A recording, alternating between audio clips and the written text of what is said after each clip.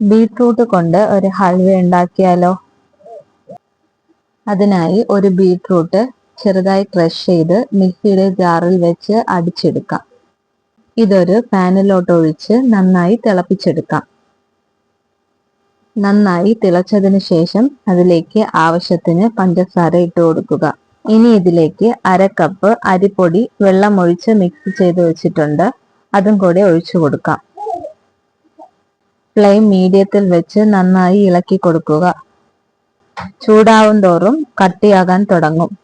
ഇളക്കി കൊടുക്കുക. ഏകദേശം വെള്ളമെല്ലാം വറ്റിയതിനു ശേഷം ഇതിലേക്ക് 1 ഗ്ലാസ് പാൽ ഒഴിച്ചു കൊടുക്കാം. പാല് ഇതുമായി യോജിക്കുന്നത് വരെ ഒന്ന് ഇളക്കി കൊടുക്കുക. അരിപ്പൊടിക്ക് പകരം കോൺഫ്ലവർ ഉപയോഗിക്കുന്നത് നല്ലതായിരിക്കും.